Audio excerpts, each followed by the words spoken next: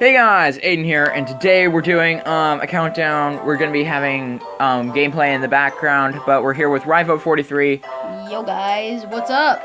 And we're gonna be counting down the top best and worst. Top 10 cards best and worst cards, yeah.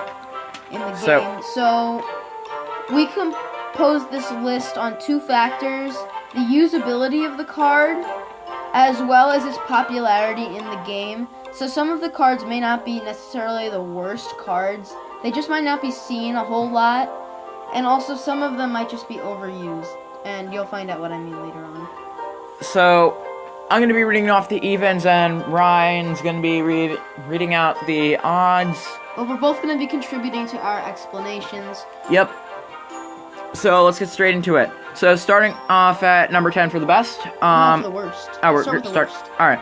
For number 10 on the worst, we have the giant skeleton, and I'm just gonna be having battles going on in the background, so that way you guys can stay entertained and you're not just looking at my arena screen. So the giant skeleton is a very good card when you're first starting out with it in arenas 2, 3, and 4. But as you get further up into like arena 6, it starts to lose its real meaning. The bomb is like the one saving factor, and the card that just got played, which is a balloon.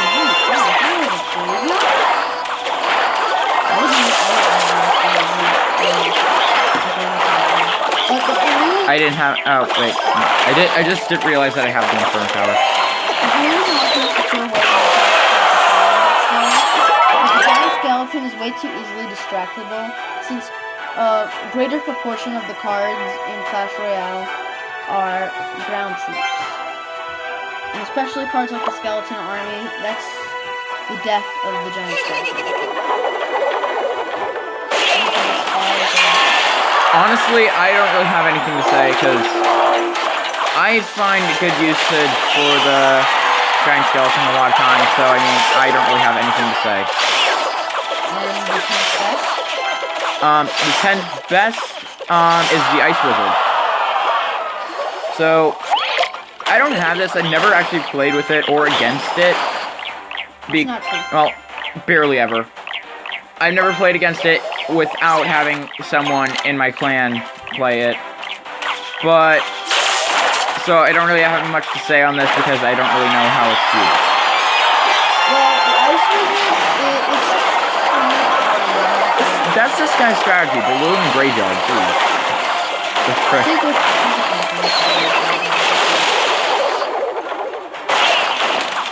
The Ice Wizard is just so strong because of the slowing effect. I mean, the hit speed is a little undermining but it really does contribute so much. And with the slowing effect, it doesn't really change anything. The Ice Wizard is such a good card with Pekos and it's unstoppable. And it's also fireball.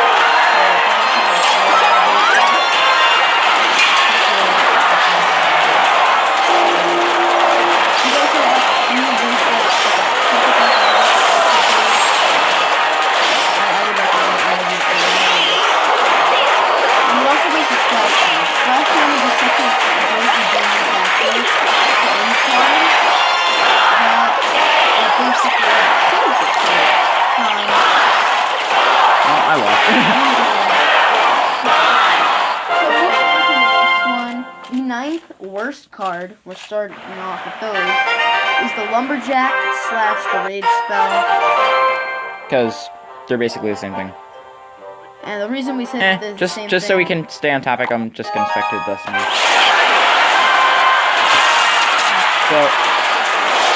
the Lumberjack almost never makes a turn. It's a 4-elixir Rage card that you basically have to kind of put in.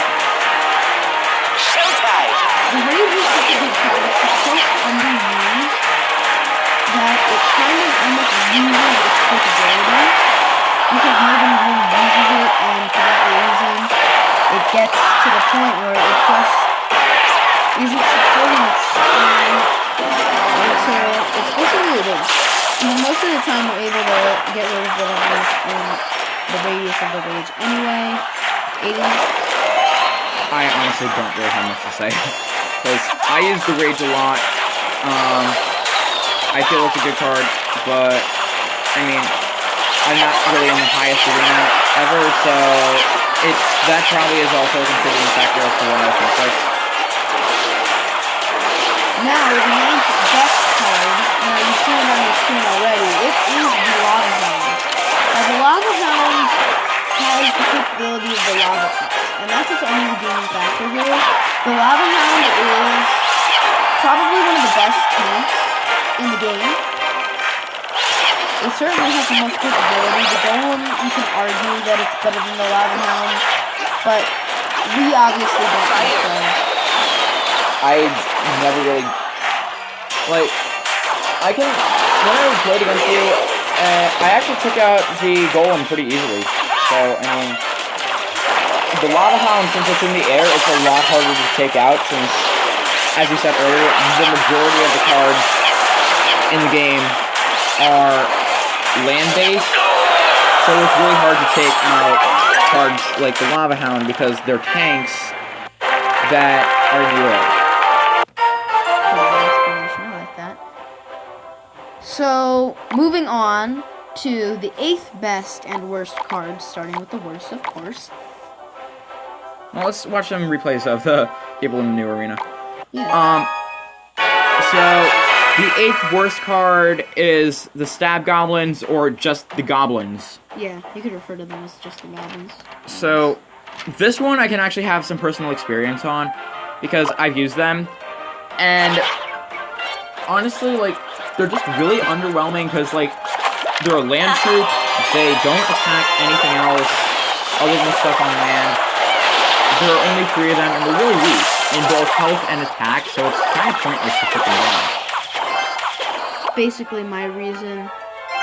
They're, like I said, underwhelming. Most of these cards that are on the worst list are either underwhelming or they just don't have a real use. So moving on to the 8th best card. The 8th best card, we decided was the Archer.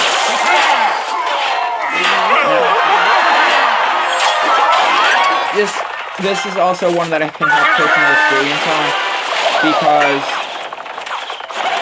the Archers are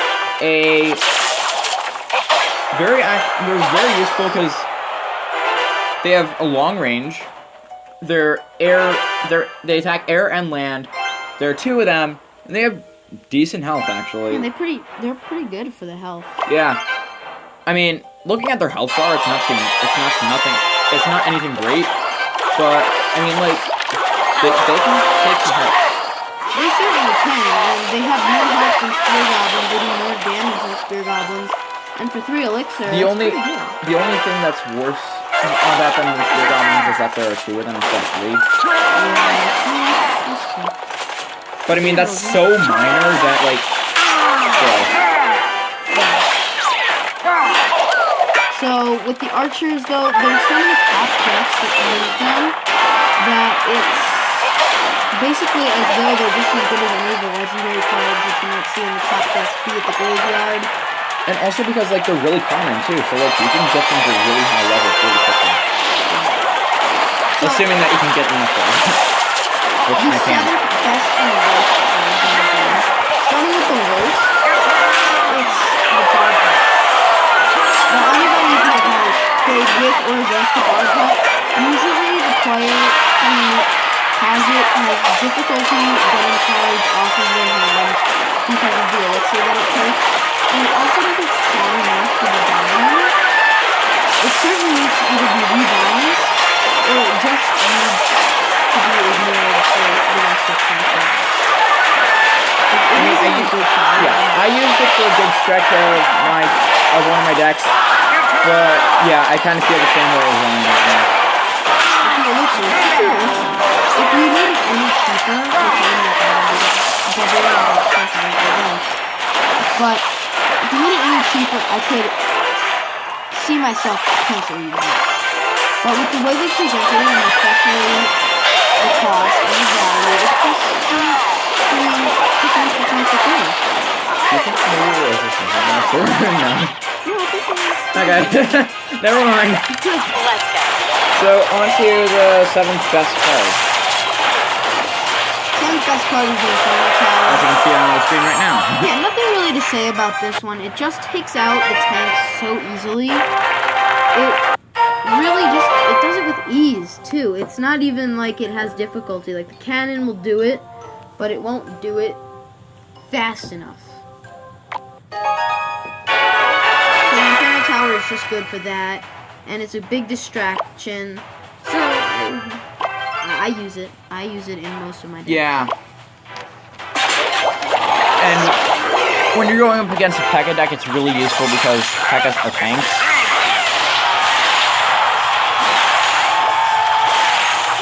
So, onto the 6th worst card, we chose the Tesla. Now, I believe that this is one that, it's not necessarily bad, it's just not used as much.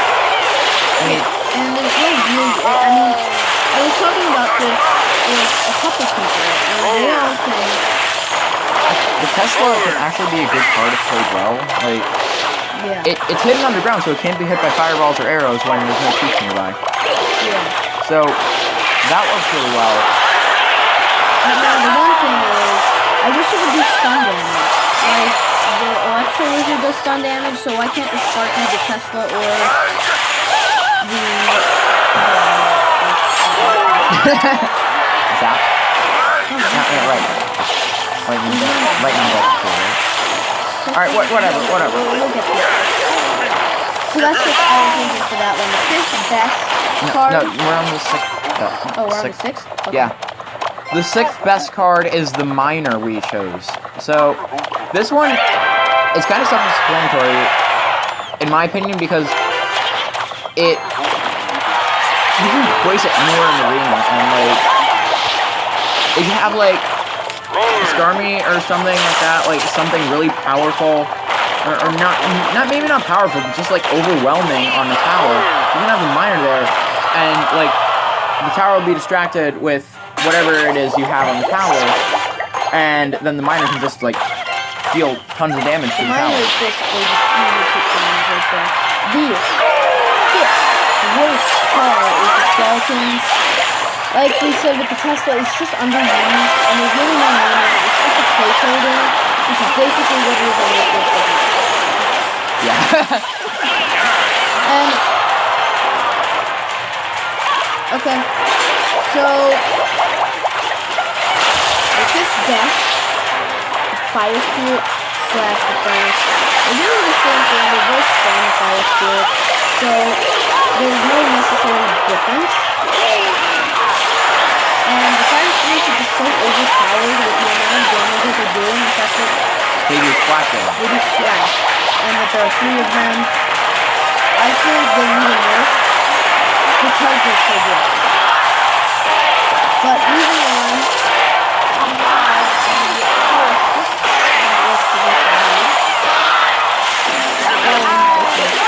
Oh, right. The 4th worst card we chose, this one might have a lot of bias because this is considered one of the worst cards by a lot of people. The Mortar is the 4th worst card we chose. the Mortar is those of you who have been playing for that long. If the Mortar got a nerf after April, big challenge between a bunch of YouTubers, and one of the better decks is the Mortar deck for me. And the Mortar deck almost won, but they decided that the Mortar was too overpowered, and that it also needed a nerf, so they killed the Mortar. That's basically the only explanation. They killed the Mortar. It was nerfed for its spawn time and also the damage. Taking it down to basically another level. So it's really just because of that. Clash Royale killed the Mortar. I couldn't really say that anybody else did. But number 4 on the best list. For the 4th best card, we chose the Zap. Yeah. Now, this one is used a lot in the Legendary Arena, As well as a lot of other arenas too, because it does splash damage, it's pretty powerful, and it stuns enemies, so I mean, at least for a little bit. Yeah, with the splash damage especially, because you can take out an entire skeleton army even before the buff, where it got less skeletons with just one zap spell. You had to be a really good zapper. You can do it. I did it. Yeah, it's definitely a really good card for all that. Yeah. So, moving on to the fourth worst. No, Oh, we have the lightning spell. Now, the lightning spell used to be the top card in the game. It was there for like a week, and everybody was like, yeah, the lightning spell is so good, and it's stun damage, and it's 3 at once. And they didn't nerf it. It just completely went off the grid. Out of all of the top cards. Yeah. It's not the most popular card in the game. And I mean, it's a lot weaker than the Zap, too. I mean, sure, it does have 3 shots and it has a bigger range, but it's worse than the Zap. And the other thing is, it costs too much for the value. It doesn't even do all that much damage. Like, a rocket is better than it, because most of the time, those things that you're shooting at are in a very, very tight radius, and the rocket does way more damage. So, just something to think about. And the third best card is the Skeleton Army. The Skeleton Army used to be, by far, the worst epic in Clash Royale, and even perceived to be the worst card, because it was just underwhelming. It had 20 skeletons for 4 elixirs, 5 skeletons for 1 elixir, and sure, it provided more value than the 1 elixir skeletons did, but it just didn't seem right, and it costed too much, and not very many people used it. And then they buffed it, and it just all got so much better. So, it's really just a matter of how Clash Royale is to balance their games. Moving on to the number 2 best and worst cards. For the number 2 best, we put... No, for the number 2 worst, we put the X-Bow. Well, that one is self-explanatory. Like, losing to an Expo deck really makes me want to cry when I read that. Because it's just, you don't be willing to lose when it's on a deck like that.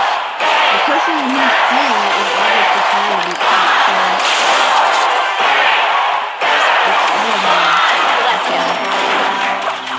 So... And the second best. The second best, it's kind of self-explanatory, but the Elite Barbarians. The Elite Barbarians we put as the second best card just because they're ruling the game. If you're in Arena 6 or higher, you're going to be seeing Elite Barbarians in almost every single deck you play, because they're just so powerful, and even if you just put them in alone, they will do more damage than any other card in the game if you were to leave it alone. Except for, like, the Sparkman.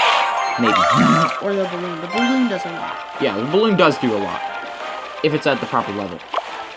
Yeah. That's about it, and like I said, most popular. So, number 1 for the worst. The Bomb Tower. Now, I want you guys to look in your battle history and leave in the comment section down below for this video. When was the last time you faced a player with a Bomb Tower? Honestly, we'd like to know. Because... Speaking of which, after this battle, I will go check that. Yeah, like the Bomb Tower, just nobody uses it anymore, and it doesn't have a good value, and it doesn't attack air troops, even though it does do the splash damage. It just doesn't seem like enough to me. It seems like that kind of card that just doesn't have anything to it. I don't know, Aiden, what can you? Well, the thing that makes the Bomb Tower worse than the X-Bow is that it's so slow as well. I mean, it does do the splash damage. It does have... It doesn't attack air troops, and it's so slow. Like, the Bomb Tower is like... Bomb. Bomb. Bomb. Bomb. The X-Bow is just like... Bang, bang, bang, bang, bang, bang, bang, bang, bang, bang, bang, bang, bang, bang, bang, bang, bang, bang, and it's like, it's so fast. And that's the main problem between the Expo and the Bomb Tower, and that's why the Bomb Tower is #1 for the worst card. Because with its popularity and just its speed, and the fact that it doesn't attack air troops, it's just so bad. Now, for the #1 best card. The log. The log. Self-explanatory. Yes. The log is. It takes out a princess in it, basically, so it can only win. The log is like an unused card. You can use it in any deck and it would fit in perfectly as designed to go into that deck.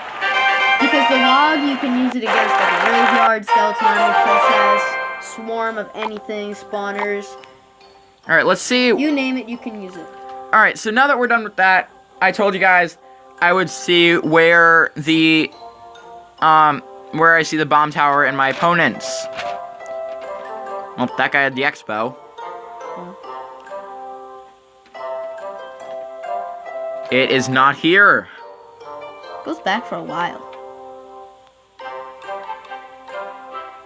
That guy had the Barbarian hunt. Yeah.